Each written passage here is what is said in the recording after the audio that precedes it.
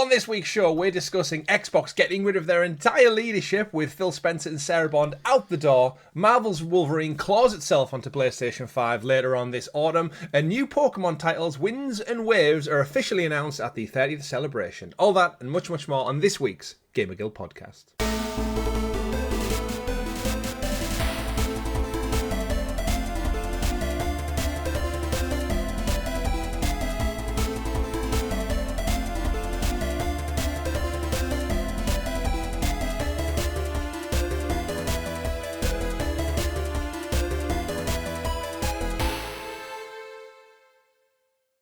Good game, everyone, and welcome back to this week's GamerGuild Podcast, your weekly show where we get together to round up all of the week's video game news for your listening or viewing pleasure right here on youtube.com/GamerGuild TV and available up there in the digital clouds on your podcast platform of choice. Every Monday, 8 a.m, this show goes live, rounding up all of the week's video game news. Your podcast players for the week are myself, Chris, at Arcane Rogue, and the man of many pixels, Mr. Richie. Welcome back.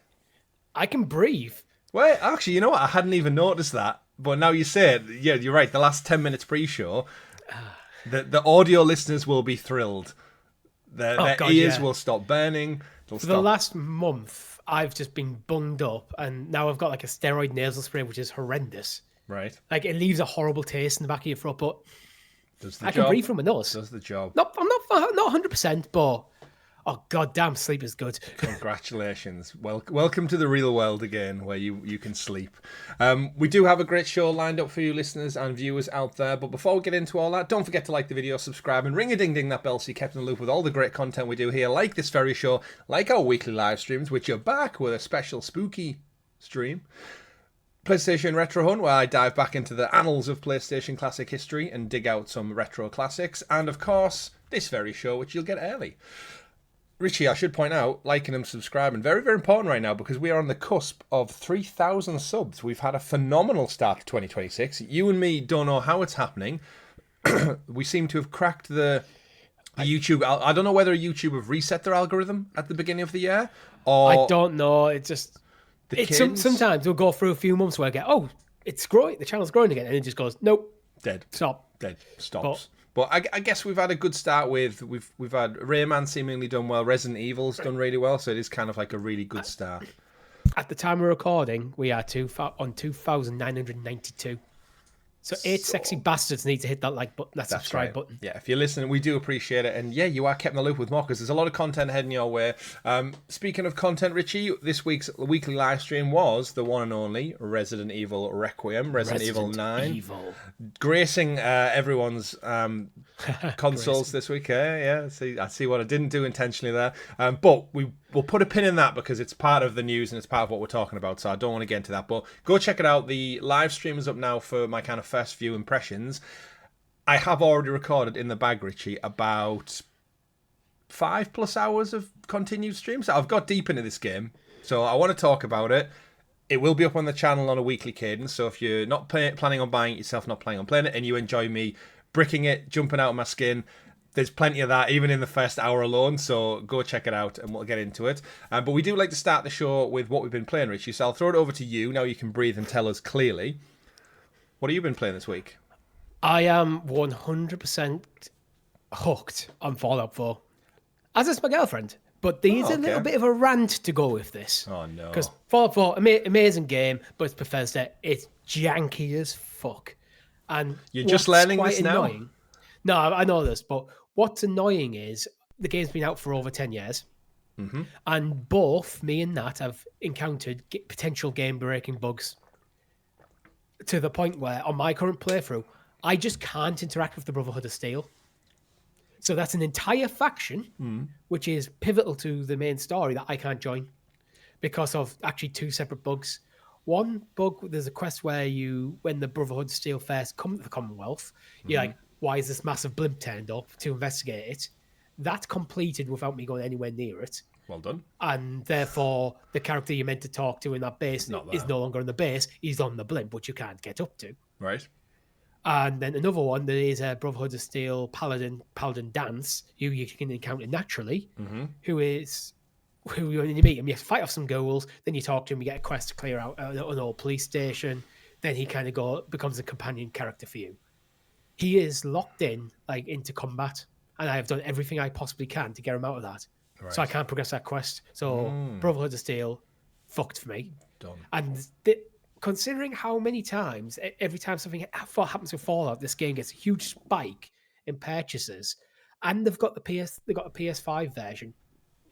Bethesda, stick a couple of guys out of your team on fixing the well-known bugs in this game, because these are game breaking. It's a pride thing and a legacy thing. Surely, especially if it's the 10th anherversary, you would think you'd have a bit of.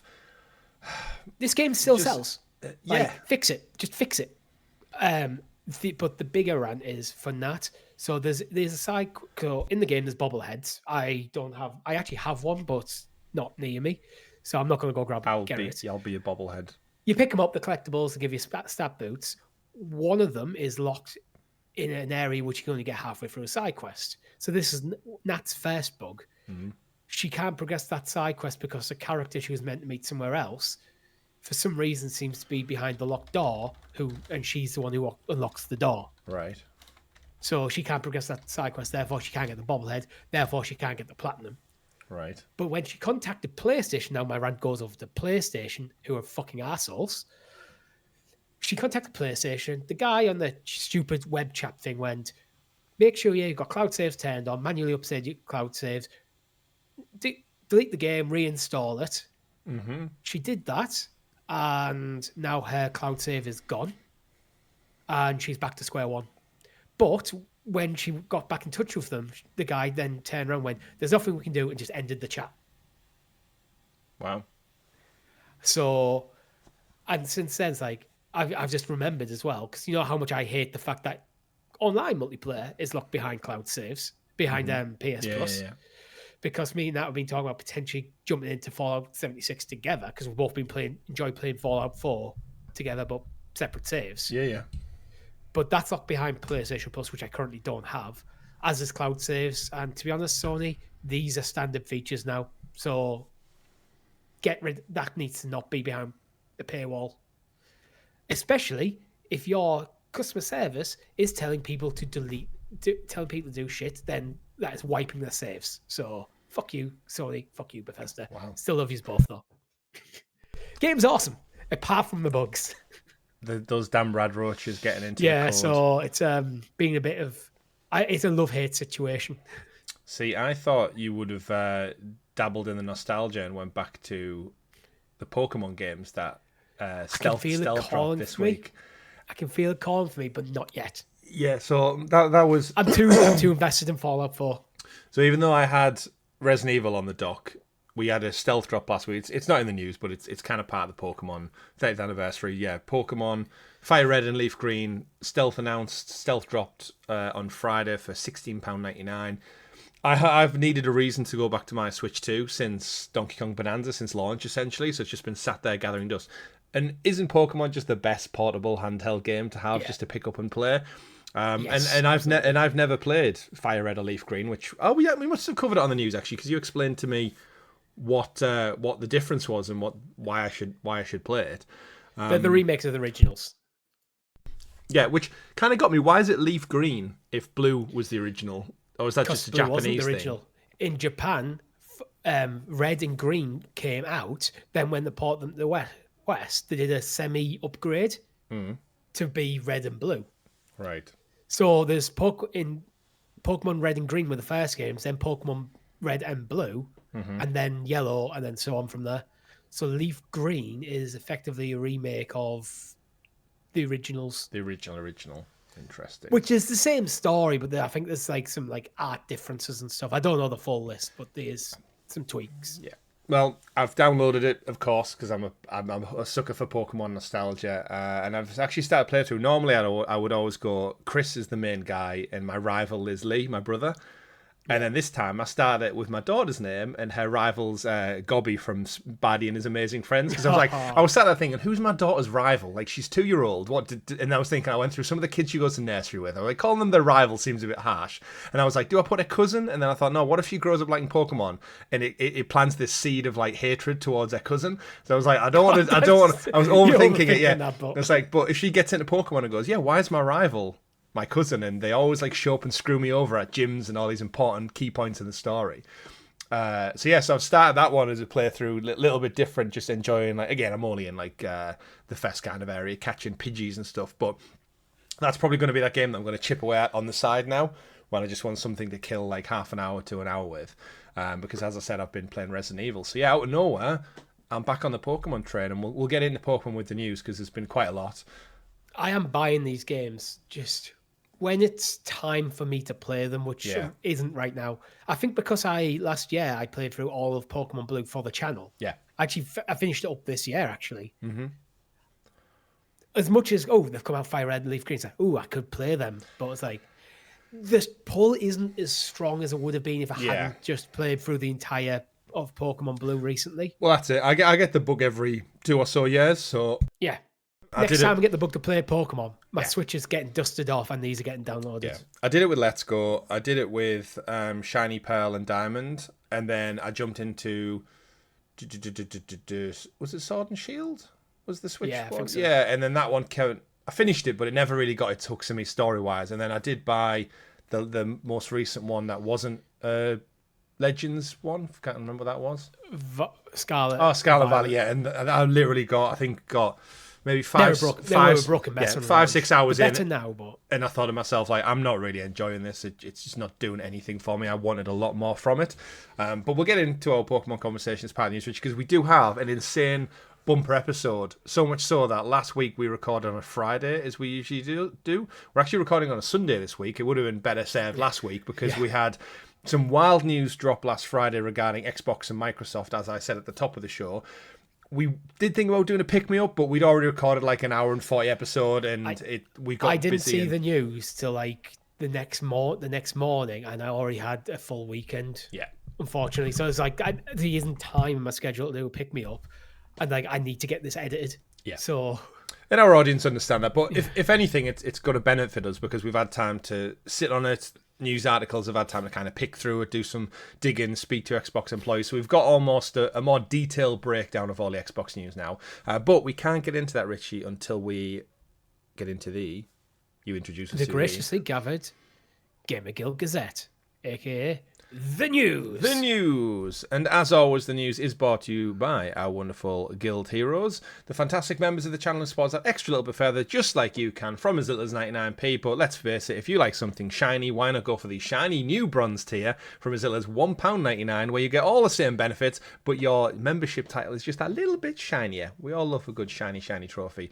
So shout out to all the wonderful folks who support us. You get early access to the Resident Evil live streams, you get early access to PlayStation Retro Hunt, and you get early access to these very shows. So quite a lot of content coming your way, and if you remember, you do get it early. So thank you for your continued support.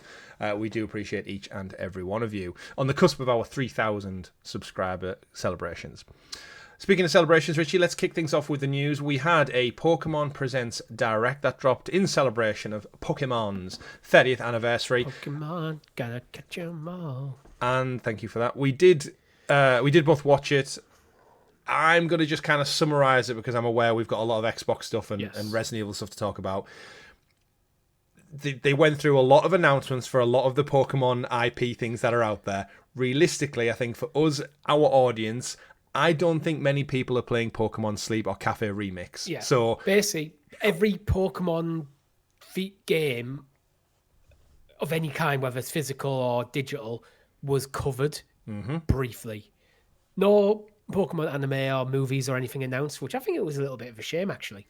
Yeah. Now I think of it, but... They like to mix it up, don't they? Maybe they're saving it for later on. I'm still shocked we haven't got a Detective Pikachu 2 yet, considering how well that movie did. That was the spot. It was an 30th anniversary since the original Red and Green came out. Truthfully, they covered a lot of stuff, but I feel like I wanted a bit more out of it, because some of the reveals and stuff were a bit okay. Yeah, they didn't really do much. It's nothing bad, really, but just okay. It's just like, we're celebrating 30th anniversary with a special raid pack in Pokemon trading card game online, and you kind of just think like, is that? They did for the trading card game. They did announce a 30th anniversary deck. Again, it's all just like it amounts to nothing really. Yeah. In the grander scheme of it. But yeah, I guess the two big things we got a new trailer for Pokemon Pokepedia, which is the game that comes out next week, I think it is. Within 5th of March, yeah, so next week. That's this week. That's this week. It's March somehow already. Bye February. That's the kind of Animal Crossing game where the creepy Ditto takes human form and decides to hook up with loads of other Pokemon and basically build his own Animal Crossing Minecraft world. In all honesty, it's probably going to be a perfectly good, cozy game that's going to sell millions of copies. I think it's going to be very well. I kind of got a Dreamlight Valley meets Animal Crossing kind of vibe from it. Yeah, absolutely. I think it could be really fun. If you like something like Animal Crossing but prefer to play in, like the world of Pokemon, go for it. Mm-hmm. Like, it's the eyes though, Richie. Yeah, it's the Ditto eyes. They're just so creepy, so creepy. But yeah, we got that one. Anything aside from the big announcement that really jumped out for you? Obviously, we're long time Pokemon fans, but I think we are more nostalgic Pokemon fans than anything right now. I'll blitz through the stuff in order just so we'll cover it. So they brought out a Game Boy themed jukebox for Pokemon Red and Blue game collection with cartridges you pour in. It's a weird physical thing. Considering Pokemon Red and Blue's entire soundtrack is on the Nintendo Music app, which is free, which is anyway. weird enough. Yeah, it's a cool collector's piece if you're into this kind of weird kind of Nintendo collector stuff. Remember, we got the Virtual Boy re-released this past month, so I'm not surprised we got something weird and physical. But it's 45 songs on 45 cartridges. That's the bit that I think was a bit. I see why you've done it. But that means if you want the entire soundtrack, you have to get 45 cartridges. I don't know how it comes. And then switch them out all the time. Yeah. People like physical media. Yeah. Anyway, but every one song on a cartridge. You could have put the whole lot on the single cartridge, guys. Yeah. They're not that big. At least it's not... at least it's not 151. Yeah, it's a cool niche collector's item. But the Pokemon Expo and the World Champions in 2026 are going to be at San Francisco. We've already mentioned the 30th anniversary trading card games. Pokemon Go's announcement was Pokemon that were previously in the game are coming back. That's literally it. Yeah. Masters X is adding Red and Pikachu, which if you play Masters X, that's a cool addition because the original protagonist and Pikachu. Then Florian and Juliana also come in there as characters. Cafe Remix got starters and special outfits. Pokemon Sleep got some new missions. It's all very, very light. Yeah. Pokemon Unite got the original legendary birds added to them. The trading card game Pocket got the Palladium Wonders out now, and also doing a gift event where I think if you log in every day, you can get a lot of stuff. Include day one, I think was 120 hourglasses, so that's 10 packs. There you go, kind of stuff. So that as someone who's still playing, quite happy with that. Finally, Red and Leaf Green were up next, but we already talked about them last week because they were leaked. Yeah. Pokemon Champions is getting a Switch version in April. Finally, Legends ZA Mega Dimension, so the DLC is getting Mega Garchomp Z, which this is on where I thought, why could this just not have been in the DLC anyway? It feels like this is one where it's been held back from the DLC so they have an announcement for that game come the 30th anniversary. But then because it is linked to the DLC, that feels a bit of a dick move rather than making it just the game. If it's an anniversary thing, though, if it's just Pokemon Legends ZA, now you can get Mega Garchomp, but no, it's the DLC. Yeah. Then, the Pokemon Pokepedia, which we've talked about, and then into Winds and Waves. Right. I guess the one thing we've not mentioned, with the Fire Red and Leaf Green coming out, what does this mean for the Nintendo Online? Because the whole point of that? Because I've seen there's a whole kickoff about so this is the only game from the kind of the virtual console that used to exist on the Wii and stuff that seemingly gets its own standalone release you can just buy outright, and everything else is still locked behind this Switch Online subscription, which is what initially they said was going to be where everything was going to be catalogued. But now select Pokemon games apparently are standalone buy outright. With Switch Online, Pokemon has never featured. I think we've had Stadium and Snap and stuff, haven't we?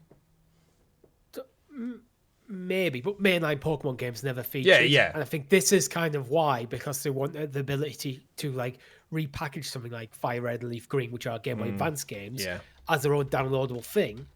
But by doing that, there is a money grab side of it, which I'd love to have them on Switch Online. But by doing it this way, it means you can get into interaction with Pokemon Home done properly.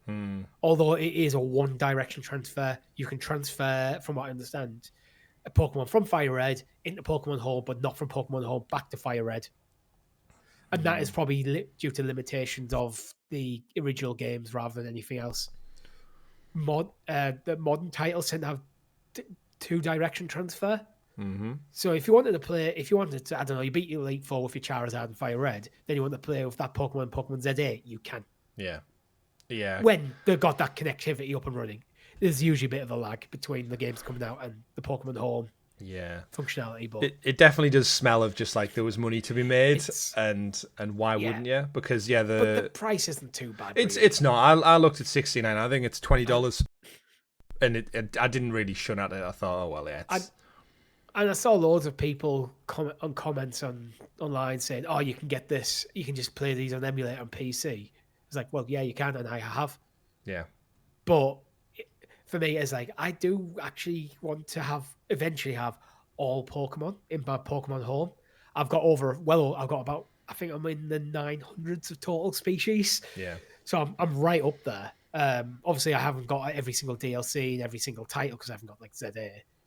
But there is a few of the original 151 that I'm missing. So this functionality is good for me. Yeah, it helps out. I did laugh a little bit when I went to buy it, and if you look at the Nintendo Switch kind of, like the top charts, they released them as individual language versions as well, because I'm guessing the games don't have an internal way to switch between languages. So when you look at the charts now on the Switch Online, it literally goes Pokemon Red, English version, Pokemon Leaf Green, English version, Resident Evil Requiem, Resident Evil Requiem Deluxe, French version, German version, Spanish version, French version, Spanish version, German version.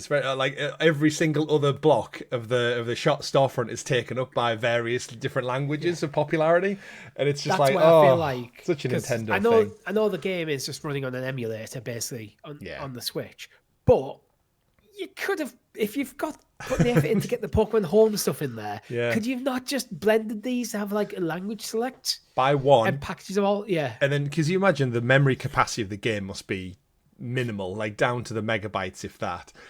Just have it so they're all in there in one package, and when you boot it up, you just select which language, and then that directs you towards the emulator. But Nintendo do Nintendo things, as we know.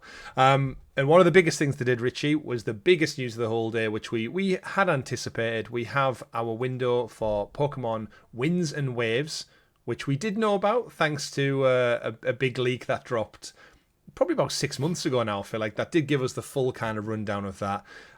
We know this is the official 10th generation of Pokemon that's revealed. It's going to launch as 2 titles, as per tradition. Pokemon Winds and Pokemon Waves, set to arrive in 2027 on the PlayStation 2. I really had it pinned down for this Christmas season. I'm surprised they're taking that additional year. Because normally we have something, don't we, every year? Yeah, I'm happy they are as well. Same. But we have had Legends ZA this year. Yes, but not at the Christmas period where I think they usually bundle it. No, it's usually in November. Yeah, but they've confirmed the game is going to be set across a sprawling open world featuring a string of islands, including underwater gameplay for the first time, and of course a brand new batch of Pokemon, including 3 new starter choices. We've got a grass-type bird called Brout, a fire-type Pooch, which is basically a Pomeranian, called Pombon, and a water gecko called Gekwa. Overall, first thoughts, Richie, of Wind and Waves? Obviously, it's not the finished polished version, but we got a good insight into what it might look like running on the Switch 2 exclusive, seemingly. Yes, I think it looks gorgeous. The underwater play, technically, there has been underwater play in previous games, but you basically had a move called Dive and then went to the ocean floor, and it basically acted as if another map. You were on top, like like the all like Fire Red, Leaf Green, like side scroll, like top down stuff rather than the full 3D. Yeah. So it is different, but also kind of. I think things like it looks really dense in terms of the foliage and stuff, and oddly enough, the water looks absolutely stunning.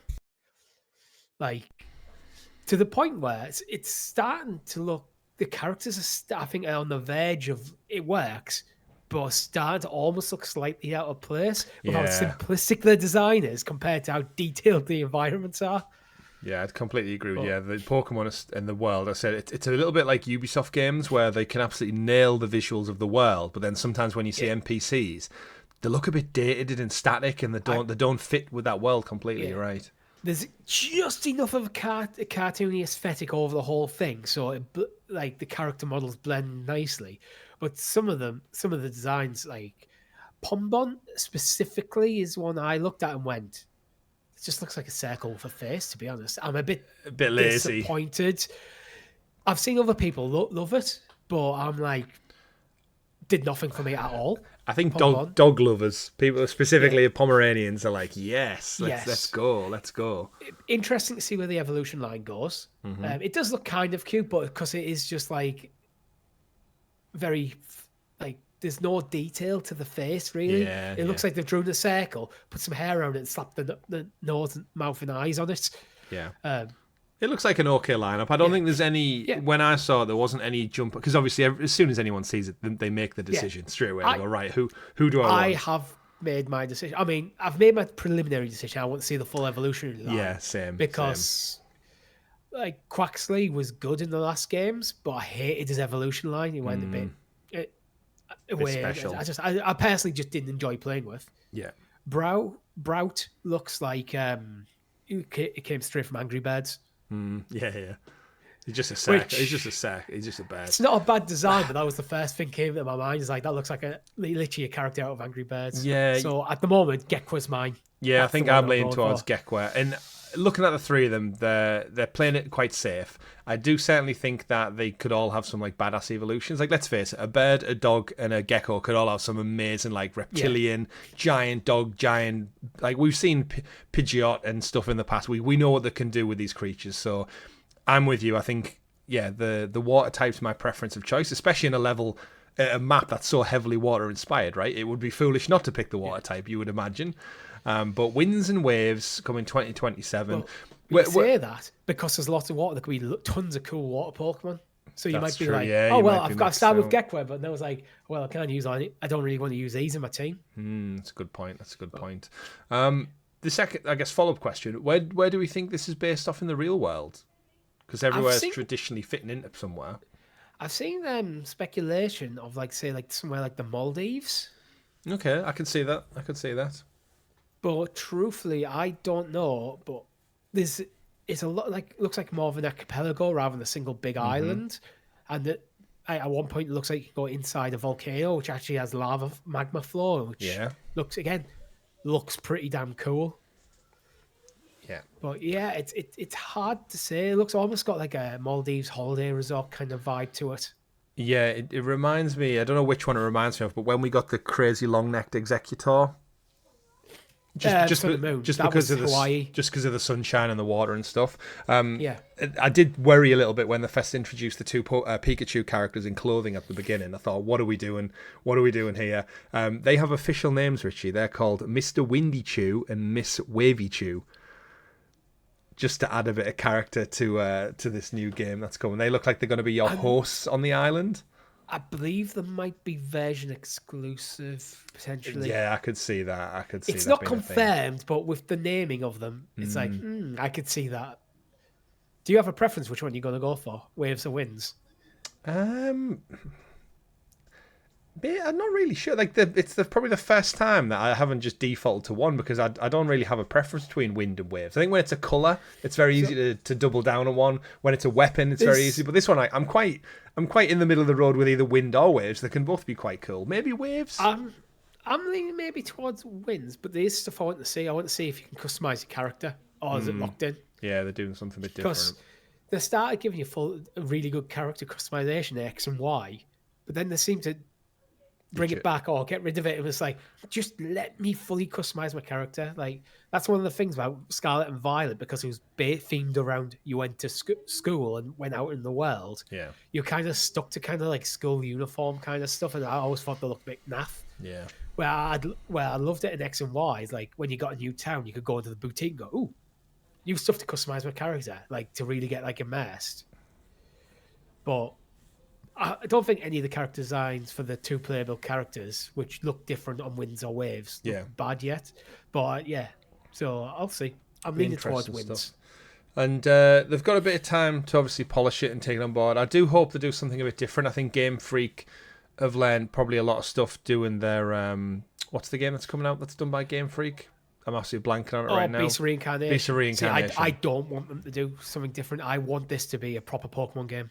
Just gyms, explore. Yeah. Explore the world. Go do gyms. Have some sort of like storyline that runs through. It's just not just you going through. Just make it a Pokemon game, guys. You've got the Legend series to experiment with. Do we get voice acting? No. Still not committing to that one. I know a lot of people want it. I don't miss it when I play Pokemon. I don't, but I still just feel like I want something different. Like maybe doing a Legends game at some point. I feel because the original mainline Pokemon games are meant to be a proper RPG. You're meant to get invested in your character, build your team kind of stuff.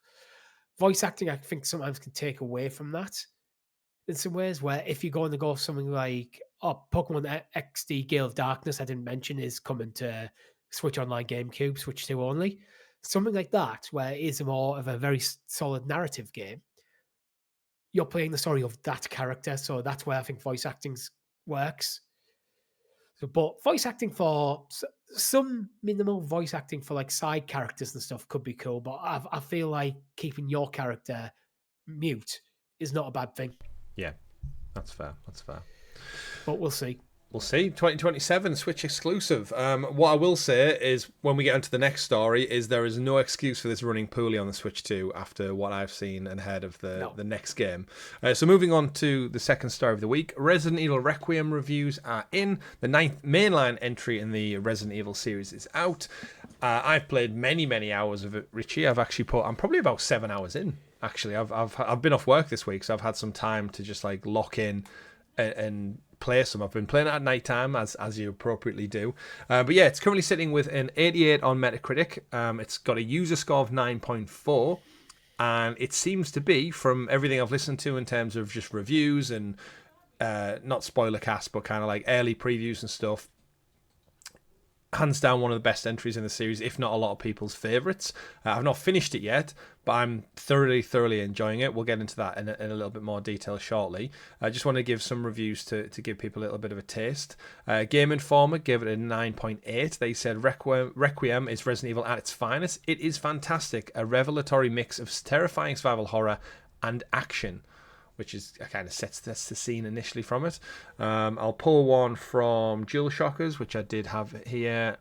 They give it a 90 or a 9 out of 10. They said Resident Evil Requiem is everything Resident Evil fans could want out of the next entry of the series and more. It walks a tightrope of horror and action, but has perfected this balance in a way that delivers a heart-stopping, adrenaline-pumping good time, regardless of what kind of Resident Evil fan you are. Right, where do I even start then, Richie? Where do I start with this? I haven't played it. I haven't read any real reviews or anything. I've just kind of kept silent on this. Right. So I'm a blank canvas for you to work off here. So you know my history. Everyone on the channel knows my history. So I've never really played the games growing up. However, you, me, and Tom really got into them when they came to Stadia, when we covered that on the channel. We played through Biohazard together as a collective. We played through Village as a collective as well.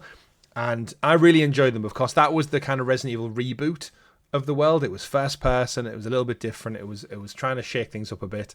But to critical acclaim and well received sales, it's kind of revitalized the franchise, and that was in tandem with the remakes, right? We got RE2 remake, RE3 remake, RE4 remake, all received very, very well, using the RE engine to make these games, I should say, look stunning and beautiful and modernized. They've got PS5, PS4 releases, so you can play them on current gen to the absolute max. And Capcom, quite frankly, have just been killing it, haven't they? What this does is it's almost like a merging point of the franchise. You can play any parts of the game in first person and third person, so it does perfectly merge those two perspectives into one. The premise is very much classic Resident Evil. There's something to do with the virus. You have to go and investigate it, and it all starts around this character Grace, whose mother was murdered like 8 years prior. You play out a little bit of the flashback. And she works for the FBI to go and basically find out what happened.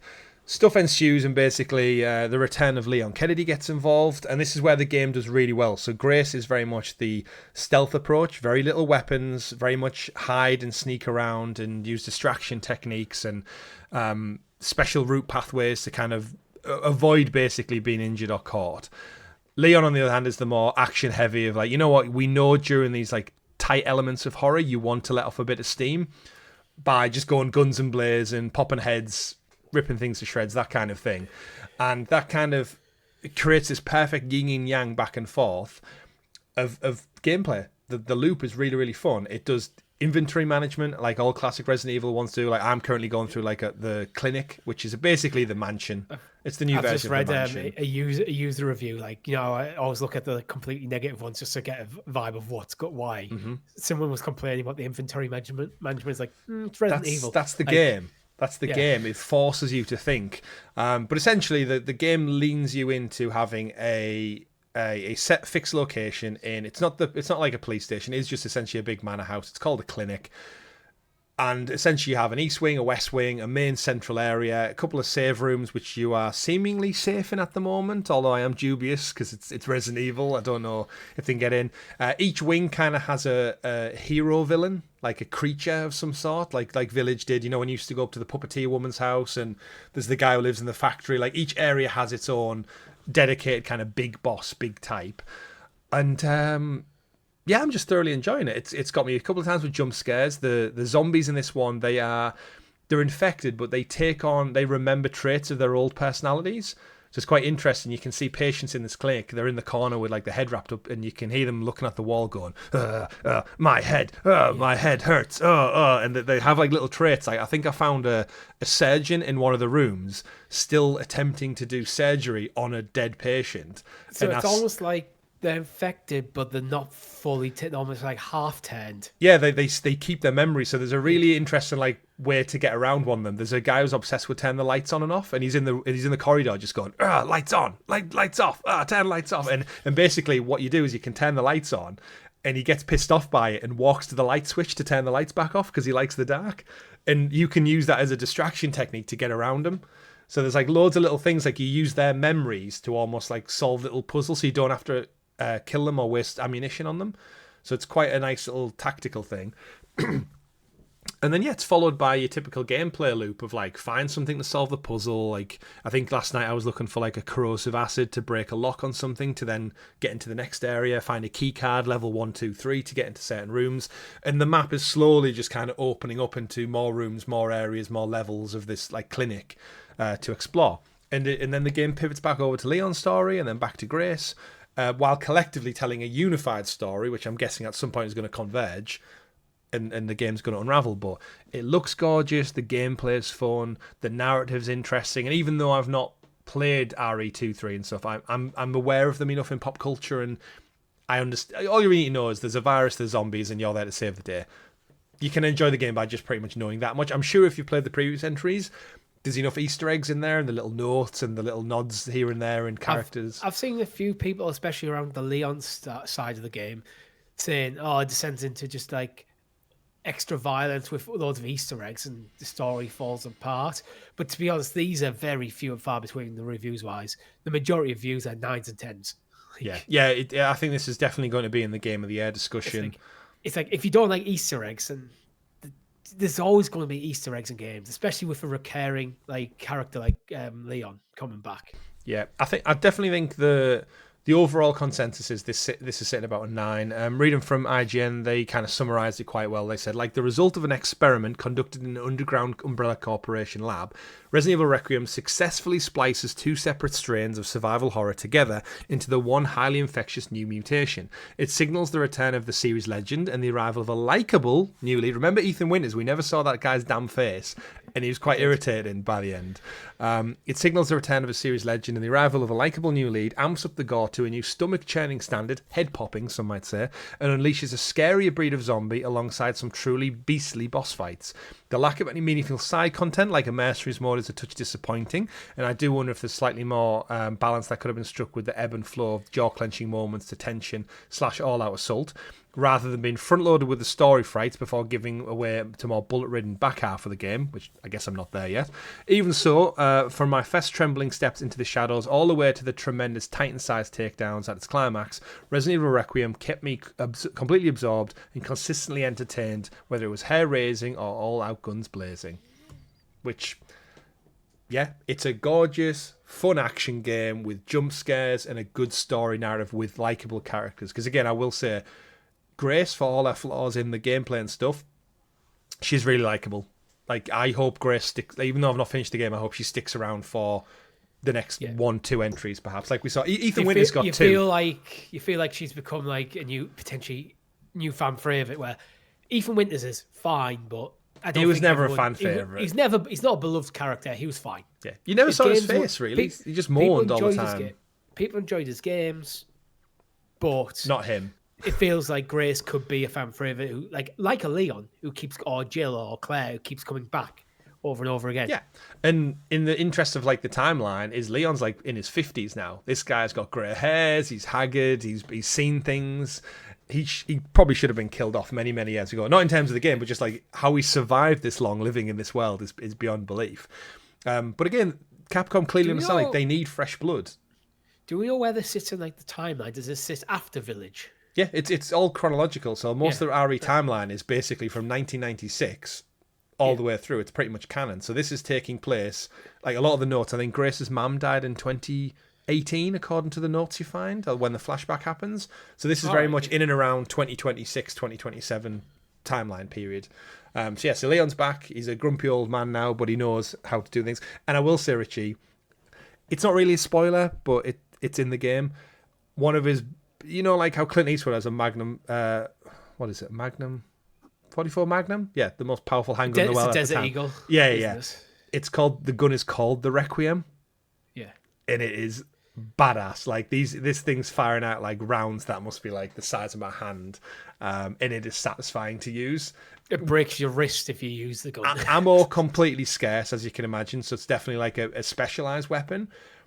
But going from being scared to having the empowerment of, I've crafted enough stuff to be able to make one Requiem bullet. So it's like, I've got the Requiem, but I've got 3 bullets. So I will only use it when I absolutely need it. Literally 3 bullets. That's survival horror, though. Yeah. And it's fun. It's great. Like I said, I'm about 5 hours in. The content's probably going to trickle out up onto the channel as well. And I'm really enjoying playing it. I know I've been waiting pretty much all this year to get into a big AAA game, and I'm glad it's finally here because I've been wanting to jump into something. It's new, it's exciting, it's interesting, it's gorgeous, it's scary, and what it's kind of set me up for, which I think our audience will hope for anyway, is like I'm now super looking forward to going back through 2, 3, and 4. It's like that. I am a Resident Evil fan through and through now. So, do you want to know something interesting? Take a guess at what are the top 3 games by Metascore for 2026. 2026? Oh. Yeah, top 3. I can't even think of what we've came out. Resident Evil Requiem. Yes, that's number 1. Number 1. I don't think you're going to get it. I can't even think of what's came out that people have been loving so far. Well, I'm going to give you number 2 because it's a game you've probably never heard of. It's a game called Mugenics from the creator of Binding of Isaac and Super Meat Boy. Okay, no, I hadn't. I've heard of those two, but not this particular one. Yeah. In at number 3, take a guess. I can't even think on the spot of what games have came out this year. Resident Evil 7, Biohazard, Gold really? Edition. Yes. Wow. Resident Evil has got the 2 of the top 3 slots. And Biohazard. Village is down at 23. Wow. So Resident Evil have got 3 releases this year, although 2 of them are Gold Edition, so I'm not sure if you count them in the top 25. I just thought it was an interesting... I just wanted to see where Resident Evil Requiem was sitting overall so far this year. I was expecting it to be like 1, to be honest. Mm-hmm. But yeah, it's comfortably number 1.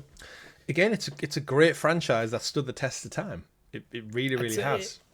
I'd say so far this year, and games that might contend against it realistically for Game of the Year, probably Neo 3 is at number 6. an Oh, Neo, 86. yeah. I don't think Neo will. I think it's much loved, but if you think about the year ahead we've got... maybe 85 and at number 7. I think we've got, Saros, Wolverine Yeah. from PlayStation, Xbox, Forza. So I think, as it stands, it's Requiem's to lose.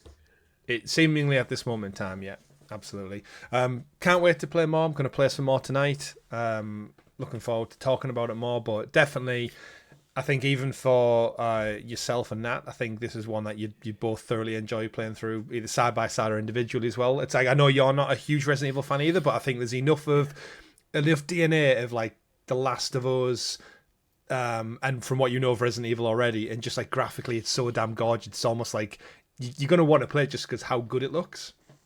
Yeah. And the story's solid. So yeah, and what I did in the initial playthrough dabble back and forth between first person with Grace, because it did recommend you play Leon third person, Grace first person to help with the immersion of the horror. And because Grace is the weaker, I guess, explore, sneak around and find things more than Leon is, I lean into that. After playing probably the first hour and a half, I did default to just third person through and through. And I haven't really felt like it's detracted from the horror at all. I'm just as scared in third person than I am first person. But it's good. I've added it to my list. So it's officially in my list of games I want to play. And I guess on a quick side note, have you started Control yet? No, to be honest, I was quite disappointed by the last trailer. It's kind of... Oh, it's took the wind out your sails. It has, and because Fallout's fully got its grips to me. I still want to play it. It's literally still sat here next to me. It's not going to go anywhere. Yeah. Every other week he's like, here it is, still is. It's like, wrapper. it's still there, still wraps, but I don't know. At the moment, I'm full on in Fallout, and then I do want to go back to Octopath and try for that platinum. Even though Fallout spurned you left, right, and centre on bugs.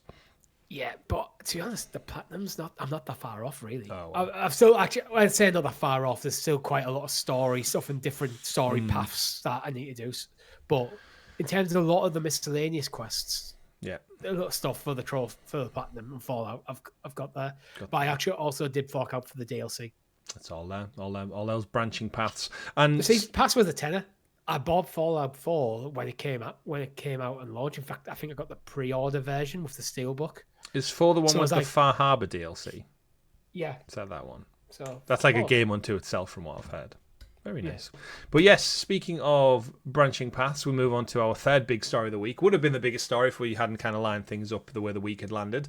Xbox, Richie. It's all changing. Microsoft Friday drastically changed the Xbox leadership with immediate departures of CEO Phil Spencer and Xbox President Sarah Bond, replacing them with former AI executive Asher Sharman.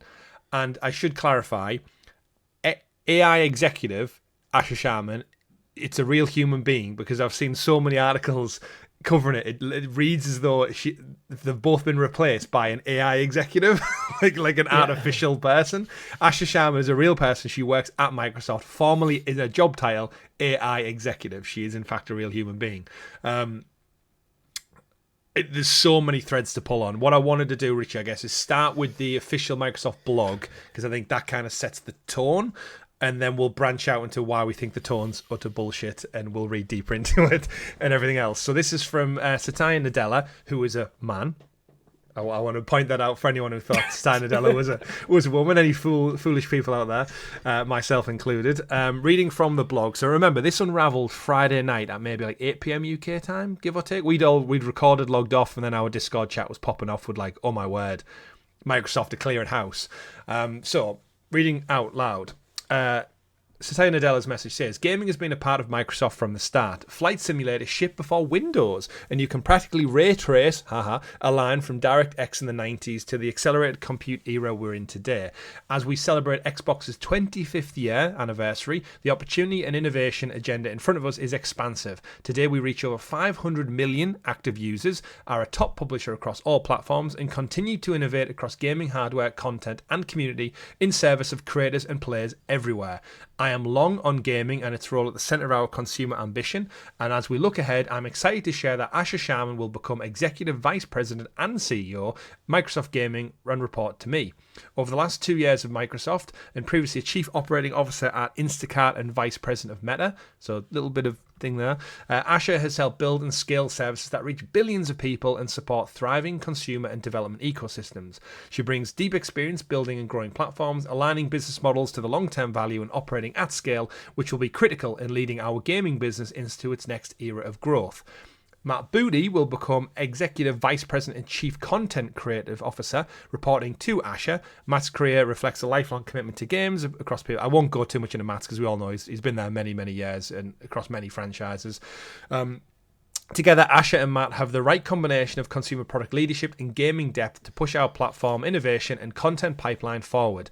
Last year, Phil Spencer made the decision to retire from the company, and since then we've been talking about succession planning. I want to thank Phil for his extraordinary leadership and partnership. Over 38 years at Microsoft, including 12 years leading gaming, Phil helped transform what we do and how we do it. He expanded our reach across PC, mobile and cloud, nearly tripled the size of the business, helped shape our strategy through acquisitions of Activision, Blizzard, ZeniMax and Minecraft. King, the important part missing there, and strengthened our culture across studios and platforms. I've long admired Phil's unwavering commitment to players, creators and his team, and I'm personally grateful for his leadership and counsel. He will continue working closely with Asha to ensure a smooth transition. It goes on, and we'll break out into, I guess, the other messages as we do, because all the big players have left messages, bar one, which we'll also get into. Richie, just an overview snapshot. Yeah. In the 25th anniversary year, did we see any of this happening at this moment in time? No.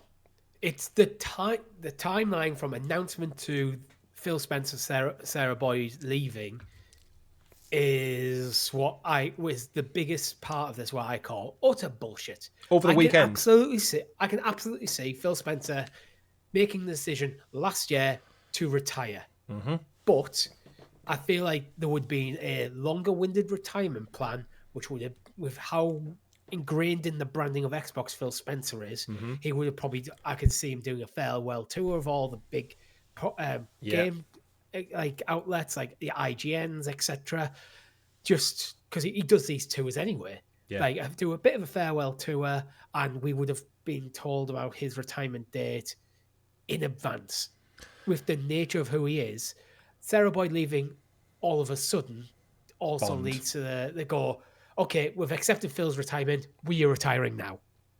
Like, it feels, as much as Xbox are saying they haven't been pushed, it very much feels like they're being pushed. Yeah, there's so much to read between the lines here for me, and you're right. I think the timing of it all, they have said, we should say that Phil is staying on as a consultant, or he said something else, to basically help the transition into new leadership. So he's going to be there in an advisory role.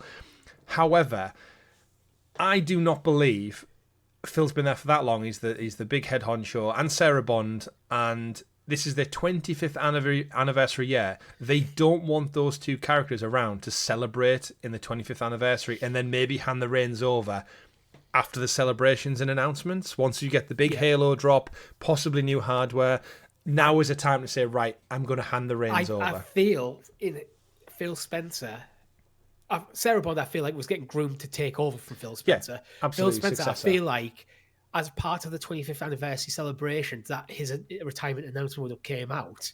Mm-hmm. And it's like, right, I've made the decision. Over the, like, at the end of the celebrations, I've made the decision a while back. Over the next year, I'm going to be taking less and less responsibility, handing this over to Matt and Sarah. Yeah. To kind of to take over the reins while I'm phased out. Yeah. I think the obvious glaring omission from all this is obviously the weekend turnaround. You do not get rid of your CEO over a weekend. No, it's just such a Friday, sharp, and he's gone on the Monday. It's like, what a way to brush the news cycle under the rug when all the news journalists are off over the weekend and stuff, and everything. It was late Friday as well. Yeah, late our time. In the UK. Yeah. And then the biggest glaring omission, as I said, is Sarah Bond, who seemingly was Phil's successor. She was always there. She kind of worked her way up the ranks. Always talk about gaming. Very visual, I think. Very all like front and center at all these press shows and showcase junkets and everything. Not a mention of her in any of this, and she's departed with immediate effect. You do not get your second in command departing with immediate effect, and doesn't even get like a congratulatory thanks for your service, goodbye message. if there's not deeper meaning. I think it's a case of Phil, we're deciding to get rid of you now. Sarah, you're not getting his job. And she's like, you know what? F you all, I'm done. I'm not going to stand here and let someone with less experience come in and take the job that I should have had. And I think it's more of a... why would you... I can see why. I can completely see why. My Xbox has been in a bit of a precarious position this generation. And the whole Play Anywhere thing.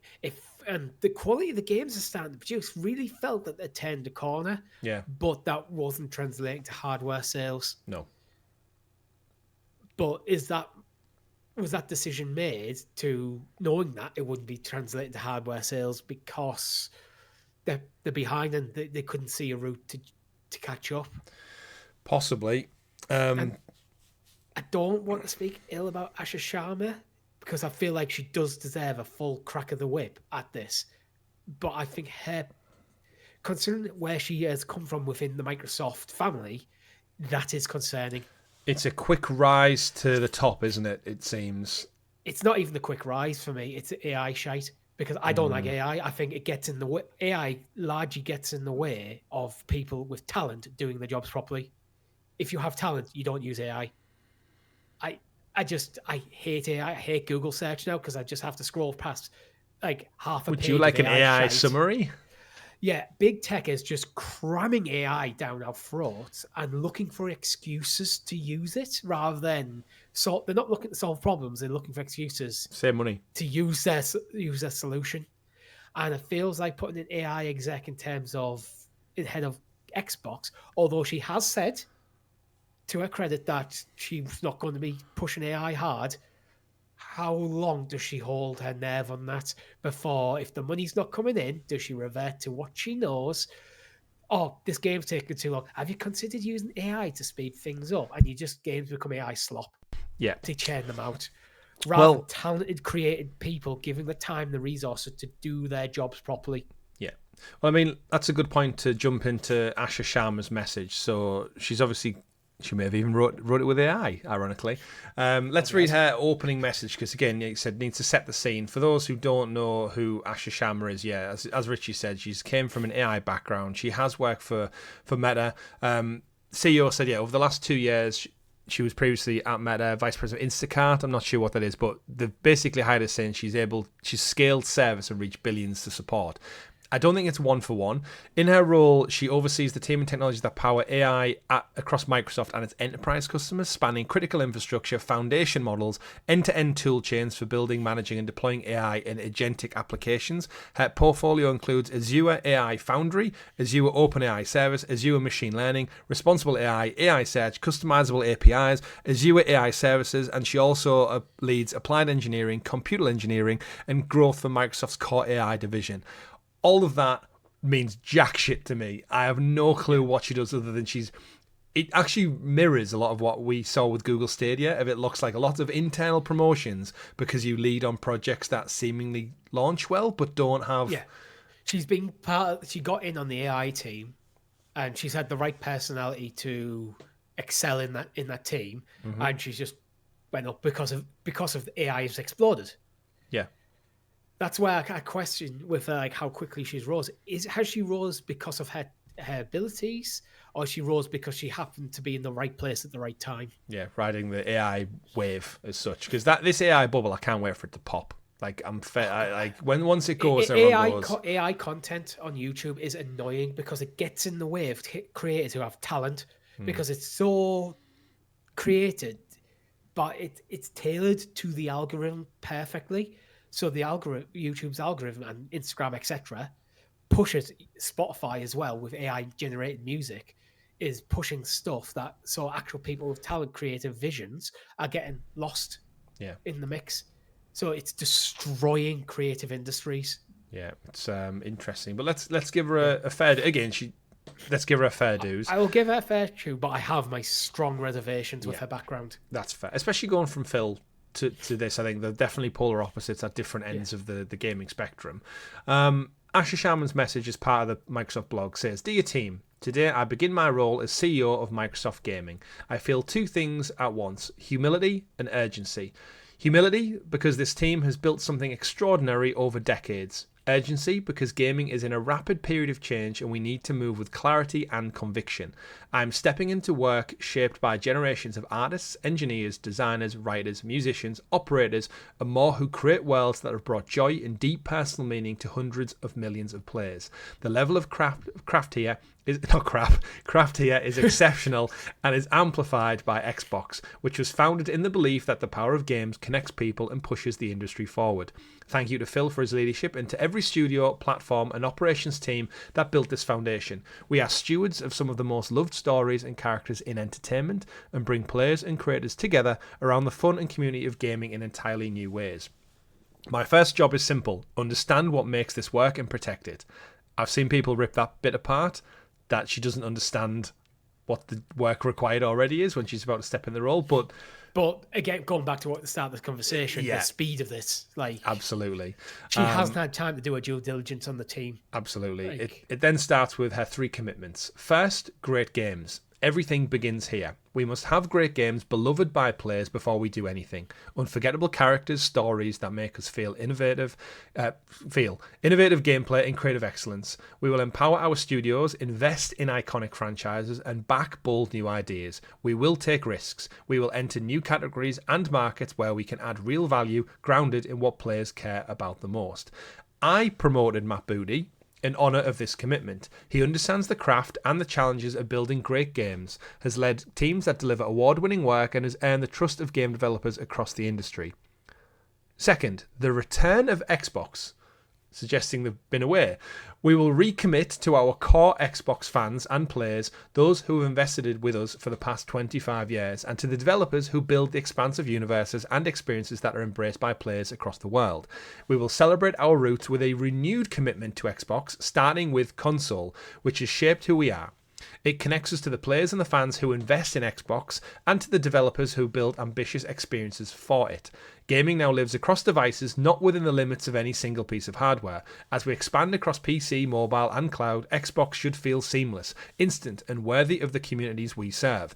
We will break down barriers so developers can build once reach players everywhere without compromise. Butchered that last bit. And third, future of play. We are witnessing the reinvention of play. To meet the moment, we will invent new business models and new ways to play by leaning into what we already have: iconic teams, characters, and worlds that people love. But we will not treat those worlds as static IP to milk and monetize. We will build a shared platform and tools that empower developers and players to create and share their own stories. As monetization and AI evolve and influence this future, we will not chase short-term efficiency or flood our ecosystem with soulless AI slop. Games are and always will be art, crafted by humans and created with the most innovative technology provided to us. The next 25 years belongs to the teams who dare to build something surprising, something no one else is willing to try, and have the patience to see it through. We've done this before, and I'm here to help us do it again. I want to return to the renegade spirit that built Xbox in the first place. It will require us to relentlessly question everything, revisit processes, protect what works, and be brave enough to change what does not. Thank you for welcoming me onto this journey, Asher. So she says a lot of things in there, Richie. Yeah. A lot of which sounds right. It does. Where do you want to start picking at certain... To be honest, I don't care who you are. If you're an executive giving a statement, I just don't believe a single fucking word you're saying. Because you have to give a statement and you've got to make it look good. Do you think she wrote it? Actions I care. I'm not saying AI, but like I think there's a lot of keywords.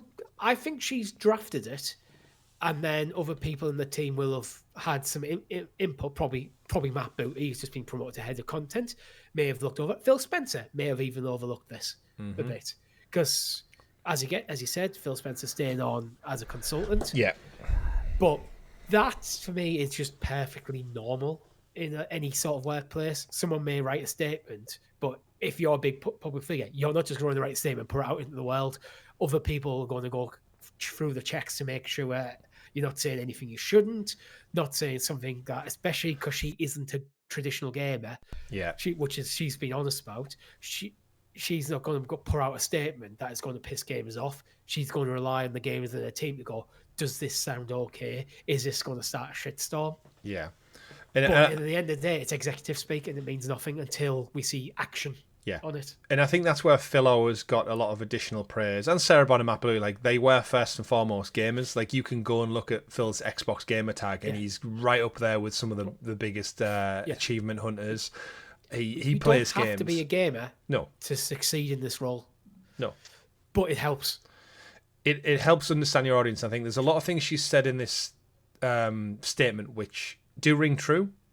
A lot of it is almost that kind of tongue-in-cheek. I do feel like admitting that they've not been doing the right thing, but at the same time, when I read this, I think, well, Phil and Sarah Bond could have led this charge. Same going back to the Renegade Xbox.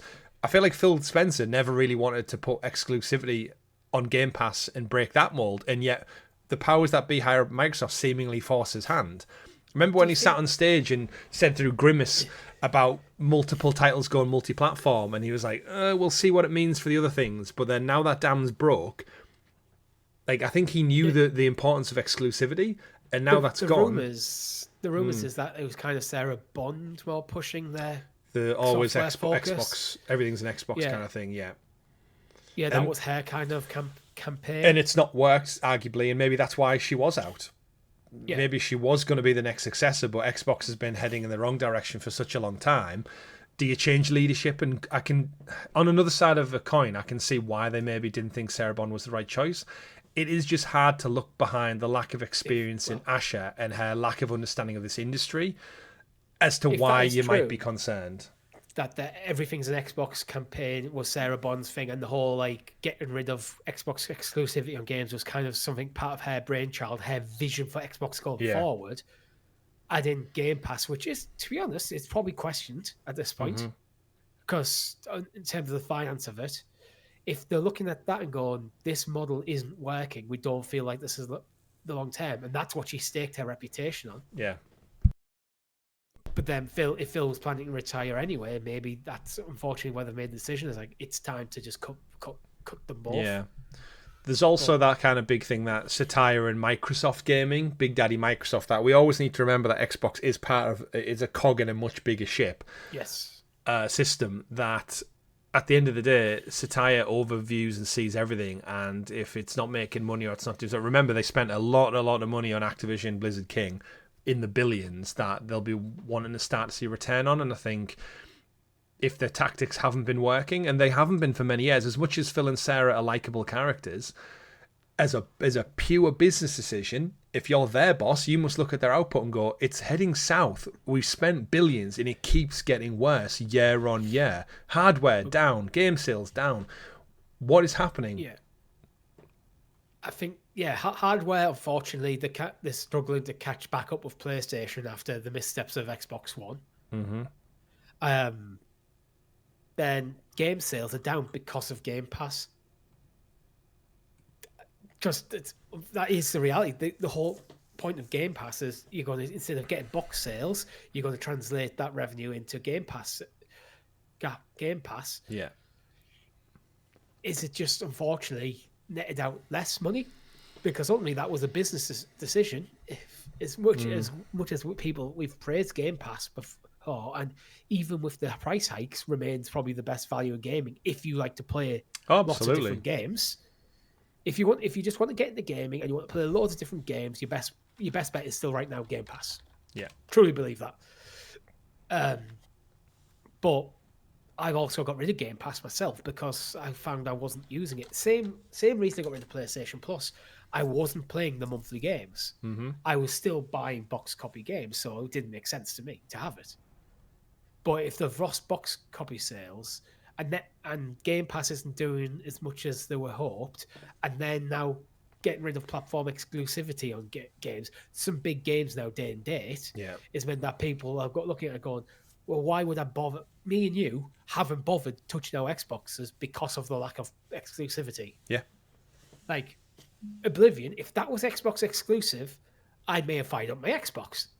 It wasn't, so I bought it on PlayStation. I'm tempted to buy Avowed still.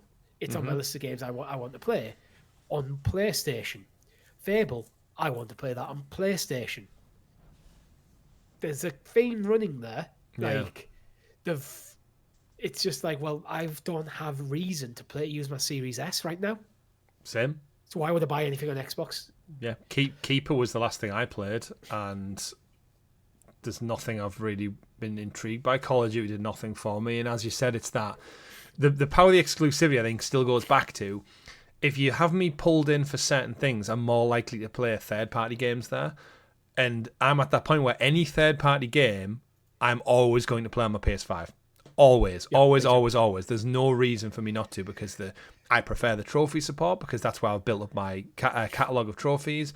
I prefer my back catalogue of games is bigger there, because that's where I've been for the longest time. And that all comes down to, in the PS3 era, I wanted to play Uncharted, I wanted to play The Last of Us, I wanted to play Infamous, rather than what Xbox is offering. And that's just kind of kept going on and on and on. That is definitely a reason why I'm doubling down on PlayStation nowadays, because she's a big PlayStation player herself. Mm-hmm. And one of the reasons I largely switched back over to almost exclusively physical media is, well, for example, she's currently finishing up Dragon Quest VII. So if I want to play Dragon Quest VII, I can just go in the cupboard and get the disc. We have it, I can play it, so we don't have to buy 2 copies. Mm-hmm. There is stuff that we have bought 2 copies of in the past. What was it? Last year? Oh, God. I'm blanking on it. It was something last year we both played at the same time. Wasn't Control. It wasn't Control. But anyway. Oh, it was Ghost of Yotai. We both played that at the same time. Then we sold 1 copy. And actually, I traded it in and bought Astrobot. So because of that, I was like, it makes more sense for me to play on, and then add in the Portal, the functionality of it. It makes more sense for me to double down on my PlayStation library at the moment. Mm-hmm. Apart from exclusives on the Switch. So Xbox is not really something I'm interacting with anymore. Yeah, the exclusives are really important. I do think, all things said and done with this one, the big one I'm surprised at is Matt Booty. He seems like the one who probably should have went the most, like, without sounding too harsh and critical. He's been in charge of the gaming studios for many, many years now, and it's down to his leadership, seemingly, why they've hit that. Like, the cadence may be good now, but that whole struggle they had from the Xbox One generation through, where they just weren't putting out any games to pull people in, that was on him. And he seems to be, like, stumbling his way through promotions, where now Phil and Sarah have gone. He gets a promotion to head of content. Head of content. So I'll read Matt's message. And again, I don't want to wish whatever on him, but I just feel like he's the one who probably should have taken the fall more than the rest of them. Matt's message says, I read Phil's notes with much gratitude. He's been a steady champion for game creators and our studio teams, and I've learned so much from his leadership over the years. All our games have benefited from his foundational support. I'm also grateful to Satya for his ongoing commitment to gaming and holding a vision on how it can connect back to the larger company. Looking forward, I'm excited to partner with Asha as our next CEO. Our first conversation centered on her commitment to making great games and the role that plays in overall success. She asks questions, pushes for clarity, and wants our choices grounded in players and development needs. That mindset matters as the industry around us is changing quickly. How players engage, how games are made, and how business models and platforms evolve. We have good reason to believe in what's ahead. The organisation and its franchises have navigated change for decades, and our strength comes from teams who know how to adapt and keep delivering. That confidence is grounded in a strong pipeline of established franchises, new bets we believe in, and clear player demand for what we're building. My focus is on supporting the teams and leaders with what we have in place and creating conditions for them to do so to make their best work. To be clear, there are no organisational changes underway for our studios. Thanks for everything you do for players for each other. Even in Matt's message, it feels like he's been kept on, so there's a touch point for gaming for Asher to lean into and say, right, I'm not sure about this, is that right? And Matt's there to say, this is what our studios are doing. I've seen it before, this is why. He feels like he's been kept in the room as a gamer because he can answer the questions Asher doesn't know about, and she needs someone with that experience. If they got rid of him as well, executive level, who is also a gamer. Yeah, and I think if they got rid of Matt as well and put another random person in place, I think Asher would struggle from actually knowing what is right and wrong, even though these studios could be saying, we need more time, we need more money. Gaming, all the creatives who make our wonderful games that she talks about so passionately. If you don't know gaming, I could see someone from outside looking in and go, why is it taking so long? Why doesn't this sell as well? Why? And it's like, without really understanding, like, you and me know gaming can be anything from one week to the next. You can have Arc Raiders doing mega successful, and then games like High Guard falling on its face. there's no real rhyme or reason as to why, because on paper they're both good games, you would think. There's an inherent zeitgeist that if you're not a gamer, I just don't think you get it. Honestly, do you think there's something to be said from, because what we've praised Xbox over the last year is arguably the quality of... They had a bit of a rocky patch at the start of the generation, but it always felt that the games were just round the corner. Yeah. And we have turned that corner. Do you think that's been the saving grace? But is he also being propped up by things like the success of things like Call of Duty? Like, Starfield eventually is like... It was a bit rocky at first, but it's a solid Bethesda game. The drop of Oblivion, is he getting propped up by like Activision, Blizzard, and then also things like Bethesda, which are largely self-ran? And while also having things like Forza also being like always going to be rock solid. The anticipation for things like Fable. Yeah. Like, what do you call them? Obsidian have done some good stuff, although they have recently come out with sales problems, saying that didn't sell as well. But that's kind of worrying, like these games have been reviewed well. So as head of content, it's like, well, the games are good. The problem isn't the games. Like, is that kind of... Yeah, I mean, you could argue saying, like, we're not selling the games because of either the Game Pass model or the hardware user base is so small through other errors that they're not selling them because there's no one to sell them to because no one has an Xbox. Yeah. Like, obviously, 30 plus million people have them, but you know what I mean in comparison to PS5 and such. Games like Call of Duty and Starfield. Look, I'm playing Fallout 4. Like, games like this probably massively skew the numbers because these are big games anyway, but some people put thousands of hours into them, not hundreds. Yeah. Like, so it's interesting there. Like, it certainly is. It's going to be a wild ride. It still is. It's just annoying that I felt like Xbox. Okay, we can see the direction of travel, and I, someone who likes to play Xbox games but largely plays on my PlayStation, I'm happy with this direction of travel. Yeah.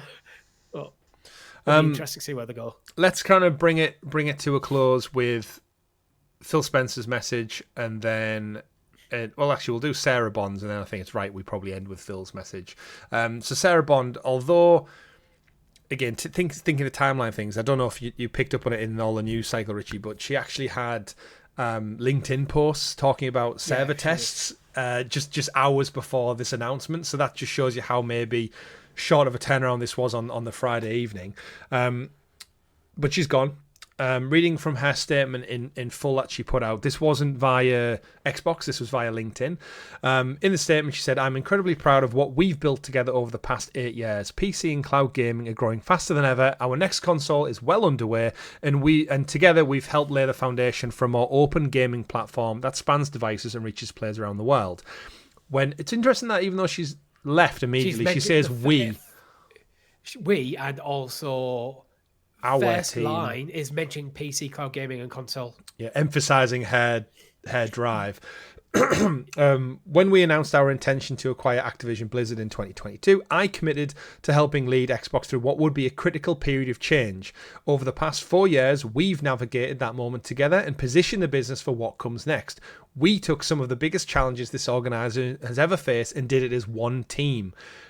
I feel like even in those two paragraphs, you can read between the lines of like... It's not me. It's saying she's... It's us. All the work she's done. I'm part of it. Yeah. I'm not absolving myself from the direction of travel, but it's not just me. It sounds like, though, it reads as though like we have prepped for what the future gaming looks like, and it's ready to go, and then she's been kind of took off the podium at the last second before they're about to leave the starting lineup. With that... I've decided this is the right time for me to take my next step, both personally and professionally. We're living through a transformative technology era that will shape the next generation of our industry, and I'm energized by what's ahead. This moment also presents a unique opportunity for fresh eyes and new leadership to guide the team into its next chapter. I've had the privilege of spending time with Asha over the last few weeks. Bear in mind they said this has been planned for months. It's interesting she's only been spending time with her recently as we've planned for this transition. and I've seen firsthand her deep commitment to our players, developers, and brand. She brings deep technology and commerce experience, along with strong track record of building and scaling platforms that the world uses. Xbox deserves this. I'm excited to see her lead this next chapter for our team. I'll remain on as a special advisor to Asher to help ensure a smooth transition and set the organisation up for continued success. I want to thank Phil for his mentorship and friendship over the years. He's been a consistent champion of this business and the people who make it what it is. I've learned a great deal from the way he leads through both opportunity and challenge. I'm grateful for his trust and support through my time on this team, and I also want to thank Satya for his sponsorship and support throughout my time at Microsoft. As I prefer to sign off, I've been reflecting on 3 simple questions I've tried to use to guide my days. Did I bring my best? Did I help someone else succeed? Did I do my best work? I hope the answer has been yes for many of you. It's been a privilege to work alongside this team. So going back to the timeline stuff, I feel like Microsoft have been planning this for a little while. Yeah. Xbox have not. So as she said, she's been working alongside Asher for the last few weeks. But did she know what Asher was working? Yeah. Just she's gonna come in and spend some time with the team. Yeah. We're going to bring an executive. She's doing really well on the AI side. We want to add her to the Xbox team to add new perspective from outside the gaming industry to really keep pushing towards the next generation. Because as much as I've ranted a bit about AI, things like AI could help with things like the underlying technology for cloud gaming, for example. So Sarah's been working with Asher for a few weeks, but I'm guessing she didn't know that Microsoft been planning to supplant her. Supplant, basically, yeah. If she's looking at going, I'm the next head of Xbox, and then she's found out probably on that Friday that you're not the next head of Xbox, Asher is, I can understand why she made the decision to go. Yeah, absolutely. I mean, again, everything we've kind of said and discussed, it does feed into that narrative of that, her and Phil were happy to see out the 25th anniversary. Phil may be planning on stepping down at some point. Naturally, Sarah thinks she's going to get a promotion into the next trajectory step of her career, which seemingly was to take over from Phil, with probably Matt on her team, and then maybe bring someone new in as well, from maybe even Asher at a time. And yet Asher seems to have leapfrogged them all and gone straight, because again, would you not argue that Matt Booty was also like third in command for that promotion? Yeah. So it's all and again in all these statements, I think what you said back to your first point on the overall initial message from Satya, I can never get the name right, is that it's all corporate, and that they have to say stuff, they have to compliment the people coming in, compliment the work going out, highlight the good things they've done, champion the business going forward, because you've got to remember there's shareholders, key quarterly financial results and come off the back of what people said. If Phil and Sarah came out unprofessionally and said, we didn't intend this, they're going against our plan, we've had the rug pulled out from under us. They can't. They have contracts. They have legal contracts that's not allowed to. So even the fact that she's staying on, Sarah Bond staying on as a special advisor, might be because of terms of contract. Yeah. Like, will she be doing that much? Probably not. Will she want to be doing that much? Probably not. Will that phone ever ring? It might never ring. Yeah. But she's contractually obliged, because you can't just rip up an executive's contract that easily. Yeah. You can't just one day go, right, you're fired. It's not the way the world works. No. So we're removing you from position, we're moving you a special advisor, we're going to pay you out your terms of your contract. Yeah. Interesting stuff. Sarah Bond, where does she go next, Richie? You know what I would like to see? Honestly, I'd like her to take over the helm of Ubisoft, and Yves and the family move on. I think it's time they did the same thing. That's a good move, actually. I hadn't thought of that one, actually. She's got experience, she's got youth on her side still, she's got credibility, and she has a lot of connections in the gaming world that I think, for all the Ubisoft doing, I think they like Microsoft seemingly, they need a fresh start, and I think moving the Guillemot family name on, whether that's in just put them in the background or not, I think they need new optics from a side. I think Sarah would be a great fit for that. Yeah, she could be. It'd be a good move. I think it'd be a good move for Ubisoft. And plus, she's been involved in cloud gaming. Ubisoft likes a bit of cloud gaming. Yeah. She could help Ubisoft kind of finally realise that vision truly. Being a new head of Ubisoft, because Yves Guillemot has to go. It's whether the well's poisoned now, isn't it? It's poisoned. It's not it's not going to be unpoisoned. Your best bet is to bring Sarah Bond in and then step aside. Yeah. As a special advisor or something. Yeah, and I think Phil's going to do the Reggie thing. He's just going to be Xbox's Reggie, I reckon. He's just going to tour the world, do podcasts. Yeah, he's reflect. going to stay on as a consultant, just play games. Xbox. Yeah, and I mean he's a multimillionaire, so why would you even bother doing anything new? Yeah. Another one for Sarah in a weird twist of fate way is I could also see her replacing Herman Hulst at PlayStation. PlayStation have cloud focus, all this stuff, and I think he's another one who's surviving on the skin of his teeth right now. She could come into PlayStation actually to improve things like PlayStation Now, and that could be like a head portfolio, like instead of being like at an executive level, but rather than being like head of PlayStation or anything, come in as another executive who's focused on more the cloud gaming side. Yeah. Like to add to the team that's already there instead of replace. There's so many opportunities. I mean, even Amazon Luna could probably benefit from a leadership. If Amazon wanted to dig deep and say, right, let's give this Luna another good push, bring in experience about cloud gaming. Question you could consider Amazon. You would, but she's looking for a job, right? So you take it wherever you went. A lot of people end up at Stadia with there because Meta. they wanted a job. She'll end up at Meta. Take Ash's job. But then let's round out, Richie, this bit on Phil's message, because again, he's been in for so long, it seems right to end the story with that. Phil Spencer's official message from the blog reads, "When I walked through Microsoft doors as an intern in June 1988, before either of us were even born, Richie, I could never have imagined the products I'd helped build, the players and customers we'd serve, and the extraordinary teams I'd be lucky enough to join. It's been an epic ride and truly the privilege of a lifetime. Last fall, I shared with Satya that I was thinking about stepping back and starting the next chapter of my life. From that moment, we aligned on approaching this transition with intention, ensuring stability, and strengthening the foundation we've built." Just a short pin. If they wanted stability and a smooth transition, don't announce it over a quick weekend and you're gone by Monday. This is kind of what I was getting into earlier. That was the plan. plan. Made a decision, but this should have been a transition rather than fast tracked. Yeah. Xbox has always been more than a business. It's a vibrant community of players, creators, and teams who care deeply about what we build and how we build it, and it deserves a thoughtful, deliberate plan for the road ahead. Today marks an exciting new chapter for Microsoft gaming.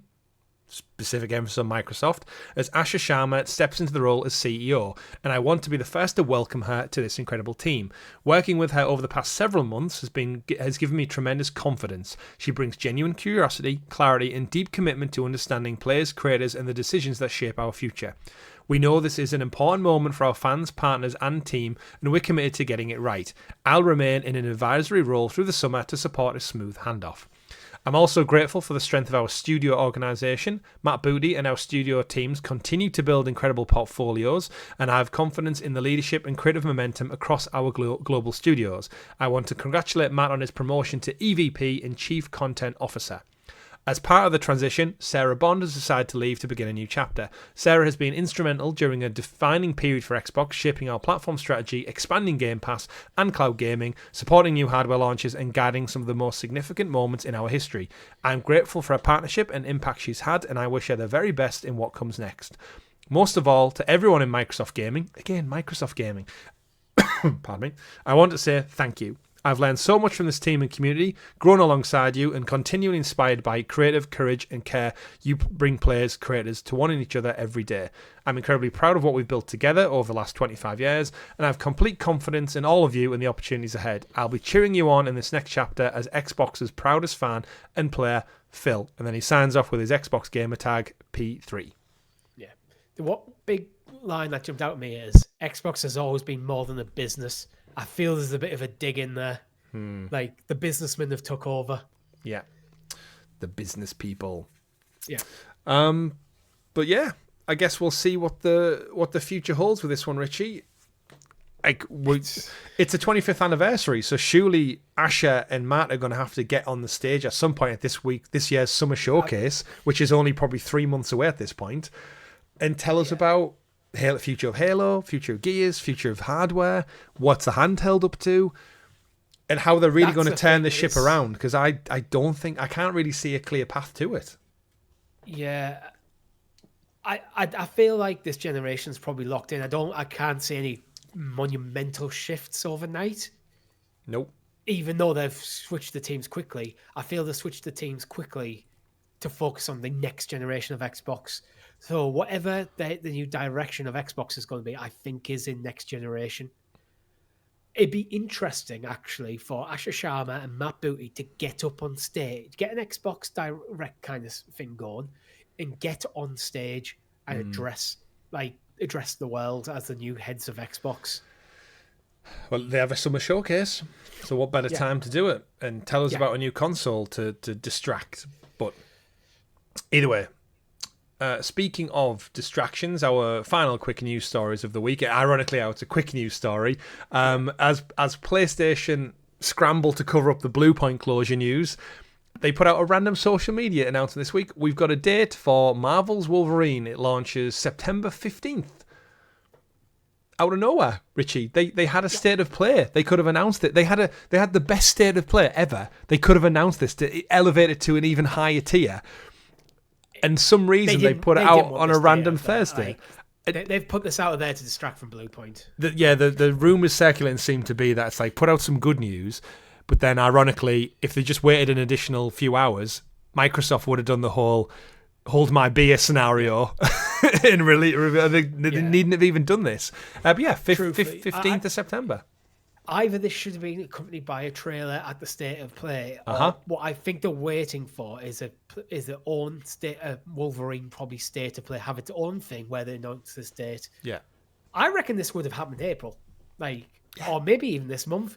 Towards the end of this month, you get this date out there and get the pre-orders up. So in this tax year, because bear in mind, March is the financial year, let's get a few extra pre-orders to boost them numbers. Yeah. But it just seems so random, right? Like, why have a date for arguably your biggest game of the year and just randomly put it out on Twitter?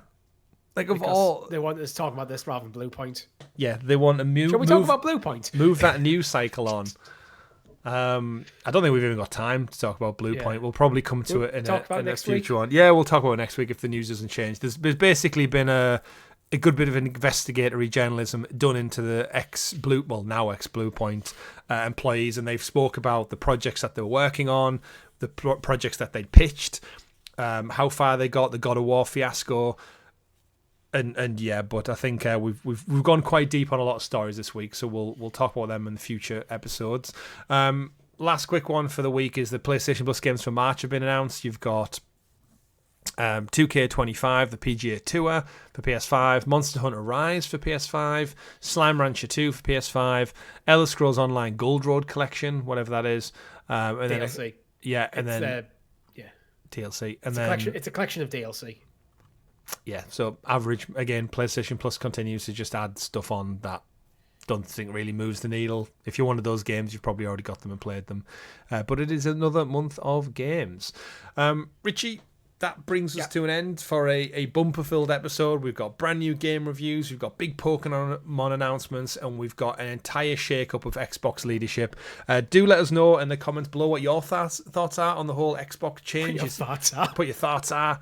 On the Xbox leadership, and we'll be back, of course, next week to talk about all the video game news, as we do right here on the GamerGuild Podcast. Don't forget, if you haven't done so already, do like, subscribe, ring a ding that bell so you're kept in the loop with all the great content we do here, like the weekly playthroughs of Resident Evil Requiem, like the PlayStation Retro Hunt, which I should point out this week's was Resident Evil. So if you want some nostalgia, go help me and join me as I hunt down the original Black Label PlayStation 1 copy of RE. What else have we got going on, Richie? I'm trying to think. I feel like there's one more thing. Shiny Bronze tier. Shiny Bronze tier. Retro Hunt. Resident Evil live stream. No, I think that's it. Oh, podcast. This show, I guess. Go check that one out. Thanks to the Guild Heroes who support us that extra little bit further. We do appreciate you all. And we'll see you next time. My name's been Chris. And I've been Richie. And remember, folks, play whatever makes you the happiest, especially if you're Phil Spencer and you've got all the time in the world now. Goodbye. Bye.